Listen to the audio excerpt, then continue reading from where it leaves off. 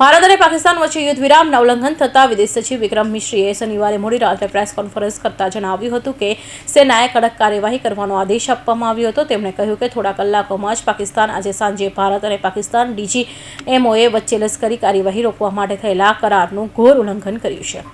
ભારત અને પાકિસ્તાન વચ્ચે યુદ્ધ વિરામ ભંગ થતાં વિદેશ મંત્રાલય સચિવ વિક્રમ મિશ્રીએ મીડિયામાં જણાવ્યું હતું કે ભારતીય સેના સંપૂર્ણ દૃઢ નિશ્ચય સાથે જવાબી કાર્યવાહી કરી રહી છે અને સરહદ પર અતિક્રમણ રોકવાનો પ્રયાસ કરી રહી છે। તેમણે કહ્યું કે પાકિસ્તાન તરફથી આ કાર્યવાહી ખૂબ જ નિંદનીય છે અને આની સંપૂર્ણ જવાબદારી પાકિસ્તાનની છે। તેમણે કહ્યું કે સશસ્ત્ર દળો પરિસ્થિતિ પર નજર રાખી રહ્યા છે અને આંતરરાષ્ટ્રીય સરહદ પર નિયંત્રણ રેખા પર ફરીથી ઉલ્લંઘન થાય તો કડક કાર્યવાહી કરવા સૂચના આપવામાં આવી છે અને અમે અપેક્ષા રાખીએ છીએ કે પાકિસ્તાન પરિસ્થિતિની ગંભીરતાને સમજશે અને તાત્કાલિક અસરથી આ અતિક્રમણ રોકવા માટે નક્કર પગલાં લેશે।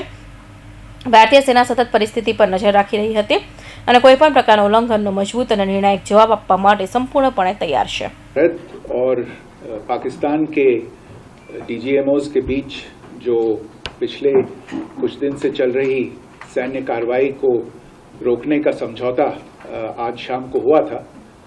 पिछले कुछ घंटों से इस समझौते का पाकिस्तान की ओर से घोर उल्लंघन हो रहा है। भारतीय सेना जवाबी कार्रवाई कर रही है और इस सीमा अतिक्रमण से निपट रही है।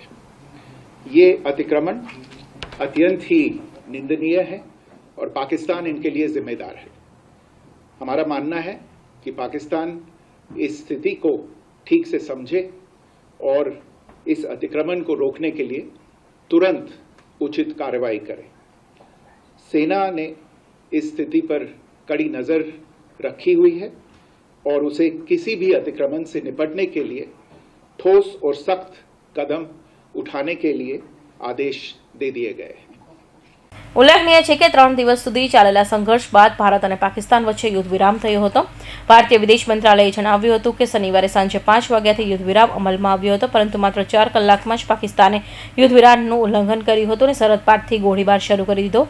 ઉપરાંત ઘણા શહેરોમાં ડ્રોન દ્વારા નિશાન બનાવવામાં આવ્યા હતા। પહેલા ભારત સરકારે આતંકવાદ સામે ચાલી રહેલી લડાઈને લઈને એક મોટો નિર્ણય લીધો હતો। સરકારે કડક સંદેશો આપ્યો હતો કે ભવિષ્યમાં કોઈ પણ આતંકવાદી ઘટનાને ભારત સામે યુદ્ધ ગણવામાં આવશે। કૌશિક પટેલનો report, Hind TV news, Surat.